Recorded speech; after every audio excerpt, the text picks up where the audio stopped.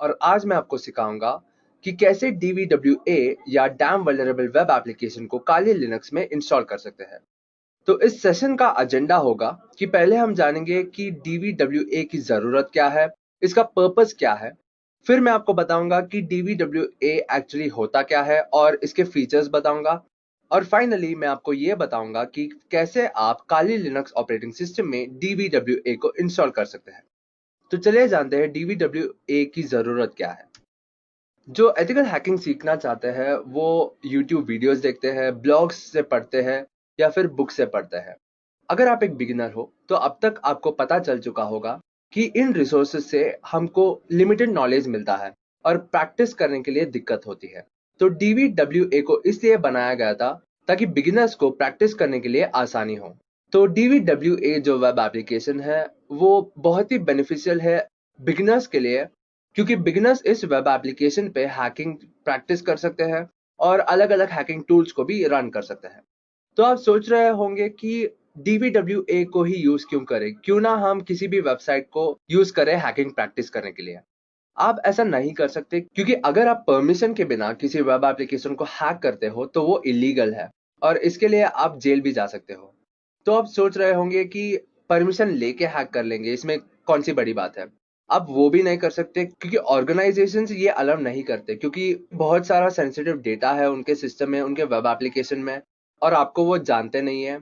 और ये भी होता है कि जब आप हैक कर रहे हो ऐसे बहुत सारे पॉइंट्स होते हैं जहां पे आप अनइंटेंशनली वेब एप्लीकेशन के डेटा को एरेज कर सकते हो। तो कंपनीज या ऑर्गेनाइजेशंस इतना बड़ा रिस्क नहीं लेते, तो वो अलाउ नहीं करेंगे आपको हैकिंग प्रैक्टिस करने के लिए उनके वेब एप्लीकेशन पे। तो DVWA को इसीलिए बिल्ड किया गया था ताकि एथिकल हैकिंग को उस पर प्रैक्टिस कर सके लीगल तरीके से। तो जब आप DVWA पे हैकिंग प्रैक्टिस करोगे, आप लीगली हैकिंग प्रैक्टिस करोगे, आप कुछ इलीगल नहीं कर रहे हो, तो इसके लिए DVWA बहुत ही यूजफुल है। तो चलिए जानते हैं कि DVWA होता क्या है। DVWA का फुल फॉर्म है डैम वल्नरेबल वेब एप्लीकेशन, और जैसे नाम से ही पता चल रहा है इस वेब एप्लीकेशन में बहुत वल्नरेबिलिटीज है। ये एक ओपन सोर्स वेब एप्लीकेशन है जिसे इंटेंशनली वल्नरेबल किया गया था ताकि बिगनर्स इस एप्लीकेशन पे हैकिंग प्रैक्टिस कर सके। तो ये एक ऐसा वेब एप्लीकेशन है जिसमें बहुत सारे वल्नरेबिलिटीज है, और इसको आपके सिस्टम में इंस्टॉल करके आप अलग अलग हैकिंग टेक्निक्स को यूज कर सकते हो या फिर अलग अलग टूल्स को इस वेब एप्लीकेशन को अटैक करने के लिए इस्तेमाल कर सकते हो। अब हम जानेंगे कि DVWA की फीचर्स क्या है, इस एप्लीकेशन के फीचर्स क्या है। पहला फीचर तो ये है कि ये इंस्टॉल करने के लिए बहुत ही इजी है। जब अगले पार्ट में मैं आपको दिखाऊंगा कि कैसे आप DVWA को इंस्टॉल कर सकते हो, आपको पता चलेगा कि ये बहुत ही इजी है और इसे सेटअप करने के लिए या इंस्टॉल करने के लिए बस 5-10 मिनट ही लगेंगे और इससे ज्यादा नहीं। अगला फीचर इसका ये है कि ये लोकल सर्वर पे चलता है। आपको इस वेब एप्लीकेशन को किसी ऑनलाइन सर्वर पे होस्ट करने की जरूरत नहीं है, या फिर आपको इस वेब एप्लीकेशन को यूज करने के लिए इंटरनेट की जरूरत भी नहीं है। इसका अगला फीचर ये है कि इसमें बहुत सारे वल्नरेबिलिटीज है। अगर आप DVWA को इंस्टॉल करते हो, इसमें अलग अलग वल्नरेबिलिटीज है जिसे आप एक एक करके प्रैक्टिस कर सकते हो। इसमें सीक्वल इंजेक्शन है, क्रॉस साइट स्क्रिप्टिंग है, ब्रूट फोर्स है, और कई सारे वल्नरेबिलिटीज प्रेजेंट है। और लास्ट फीचर, और ये एक ऐसा फीचर है जो मुझे लगता है कि बहुत ही यूजफुल है, कि इस वेब एप्लीकेशन में अलग अलग सिक्योरिटी लेवल्स है। आपने वीडियो गेम्स में देखा होगा कि अलग अलग डिफिकल्टी लेवल रहता है, और आपके स्किल लेवल के हिसाब से आप डिफिकल्टी लेवल चूज कर सकते हो। अगर आप बिगिनर हो तो इजी चूज कर सकते हो, या मीडियम या डिफिकल्ट लेवल चूज कर सकते हो। तो इसी तरह DVWA में अलग अलग सिक्योरिटी लेवल्स है। तो इसमें 4 लेवल्स है: इजी, मीडियम, हाई और इम्पॉसिबल। और आपके हैकिंग स्किल लेवल के हिसाब से आप अलग अलग लेवल्स को यूज करके हैकिंग प्रैक्टिस कर सकते हो। तो ये रहा DVWA के बारे में। अभी चलते हैं DVWA को इंस्टॉल करने की तरफ। तो इस वीडियो सेशन में मैं आपको दिखाऊंगा कि DVWA को काली लिनक्स में कैसे इंस्टॉल करता है।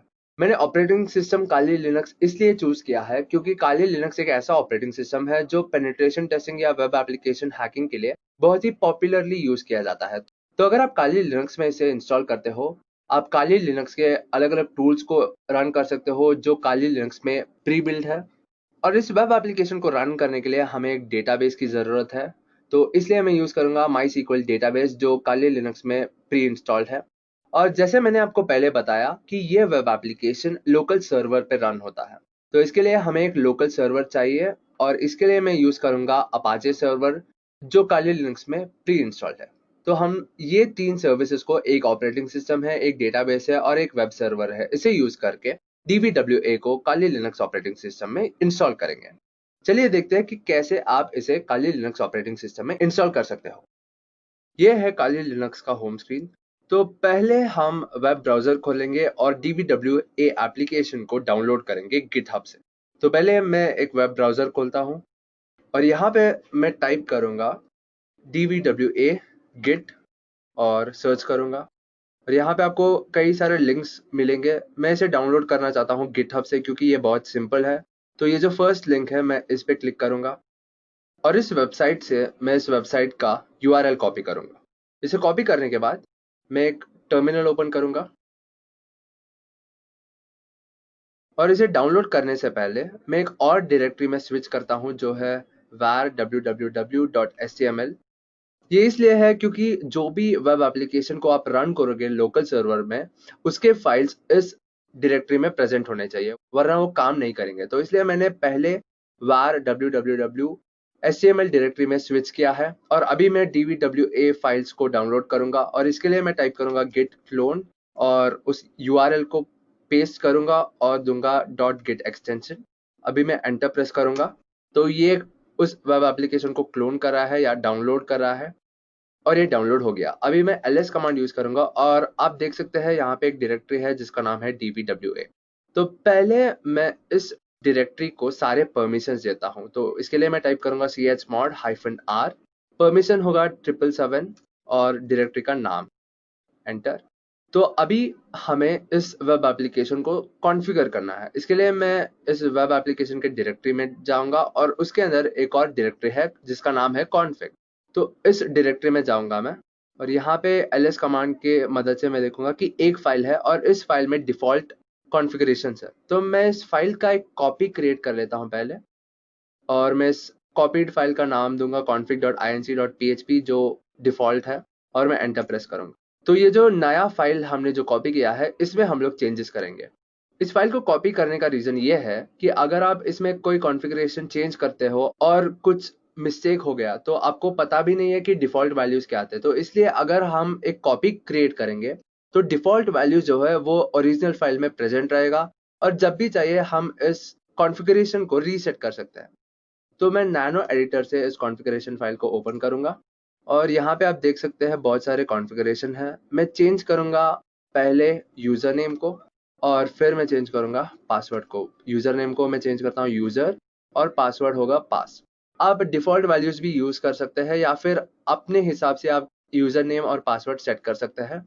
पर आपको ये ध्यान में रखना है कि जो भी यूजर नेम और पासवर्ड और डेटाबेस नेम और सर्वर भी जो यहाँ पे आईपी एड्रेस है 127.0.0, डेटाबेस नेम, यूजर नेम और password, through out the installation आपको सेम वैल्यूज यूज करना है। तो अभी मैं इसे सेव करता हूँ कंट्रोल O से, एंटर, और कंट्रोल X से मैं इस एडिटर को एग्जिट करता हूँ। तो DVWA वेब एप्लीकेशन अभी कॉन्फ़िगर हो गया। तो पहले मैं स्क्रीन को क्लियर कर लेता हूँ। अभी अगला स्टेप ये है कि हमें डेटाबेस को कॉन्फ़िगर करना है। तो इसके लिए मैं पहले डेटाबेस सर्विस को स्टार्ट करूंगा।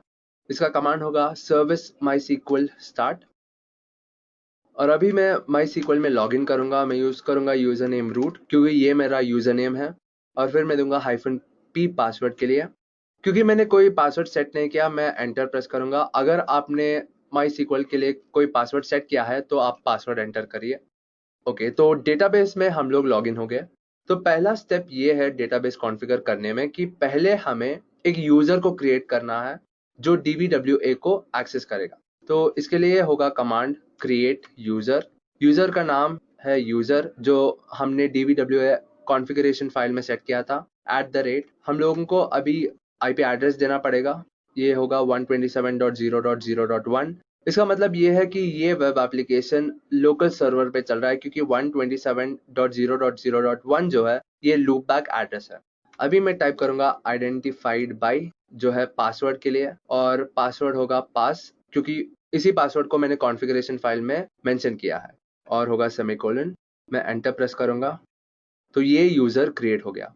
अभी अगला स्टेप है कि इस यूजर को हमें प्रिविलेजेस देना पड़ेगा ताकि वो डेटाबेस को यूज कर सकता है। तो इसके लिए कमांड होगा ग्रांट ऑल प्रिविलेजेस ऑन, और अभी हमें देना होगा डेटाबेस का नाम जो है dbwa.star। इसका मतलब ये है कि इस डेटाबेस में जो भी कंटेंट है, इन सारे कंटेंट पे इसको प्रिविलेजेस दे दिया जाए। और टू जो है कीवर्ड, और यहाँ पे होगा यूजर नेम जो है यूजर नेम एट 127.0.0.1, और आइडेंटिफाइड बाय जो है पासवर्ड के लिए, और पासवर्ड होगा पास और सेमीकोलन। तो मैं एंटर प्रेस करूंगा, तो इस यूजर को प्रिविलेजेस भी हमने दे दिया। तो बस इतना है डेटाबेस को कॉन्फ़िगर करने के लिए। मैं टाइप करूंगा एग्जिट करने के लिए, और स्क्रीन को क्लियर कर लूंगा।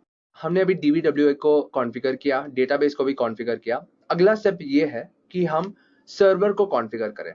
जैसे मैंने आपको पहले बताया कि हम लोग अपाचे सर्वर को यूज करेंगे, तो पहले उसके सेटिंग्स में जाके थोड़े कॉन्फ़िगरेशंस चेंज करेंगे। तो सेटिंग्स होगा etc php 7.3 अपाचे 2 डायरेक्टरी में। और अगर आपने किसी और वर्जन यूज किया है अपाचे 2 या PHP का, तो ये पाथ थोड़ा चेंज हो सकता है। तो पहले आप ये देखिए कि कौन से पाथ में ये फाइल है, और ये फाइल का नाम है php.in। तो पहले आप देखिए कि कौन से पाथ में ये फाइल है, और फिर उस पाथ में जाके आप इस फाइल को चेंज कर सकते हो। तो मैं यूज करूंगा gedit टेक्स्ट एडिटर, और फाइल का नाम है php.in। यहाँ पे हमें चेंज करना है दो कॉन्फ़िगरेशंस। एक है allow url f open, और इसे हमें ऑन सेट करना है, और दूसरा कॉन्फ़िगरेशन ये है allow url include, और इसे भी हमें ऑन करना है। क्योंकि मैंने इस सेटिंग को पहले भी चेंज किया था, यहाँ पे ऑन ही है, पर अगर आपने न्यूली इंस्टॉल किया है तो हो सकता है कि ये सेटिंग्स ऑफ हो। तो आप ध्यान में रखिए और इन सेटिंग्स को या फिर इन कॉन्फ़िगरेशंस को ऑन सेट कीजिए। फिर आप फाइल को सेव कीजिए और एग्जिट कीजिए। अभी कॉन्फ़िगरेशन हो गया। अभी हमें इस सर्विस को स्टार्ट करना है, अपाचे सर्विस को स्टार्ट करना है। तो कमांड होगा सर्विस अपाचे 2 स्टार्ट। मैंने गलत टाइप कर दिया, अपाचे 2 स्टार्ट। तो ये भी सर्विस स्टार्ट हो गया। तो चलिए हम DBWA को स्टार्ट करते हैं, इसे एक्सेस करते हैं। इसके लिए वेब ब्राउजर पे चलेंगे फिर से, और मैं टाइप करूंगा 127.0.0.1/DBWA जो है उस फोल्डर का नाम, और फिर मैं एंटर प्रेस करूंगा। तो जब आप पहली बार इसे रन कर रहे हो तो सेटअप वाला पेज आएगा, और यहाँ पे जो भी कॉन्फ़िगरेशंस आपने सेट किया है वो सब दिखाएगा। और अभी आपको इस बटन पे क्लिक करना है जो है क्रिएट और रीसेट डेटाबेस। तो ये जो बटन है ये सारे कॉन्फ़िगरेशन या इनिशियलाइजेशन जो भी है वो करता है, डेटाबेस को क्रिएट भी करता है। तो मैं क्लिक करूंगा इस पे, और इसके बाद आपको दिखाई देगा database has been created successful message आपको दिखाई देगा, और ये पेज रीडायरेक्ट होगा एक लॉगिन पेज को।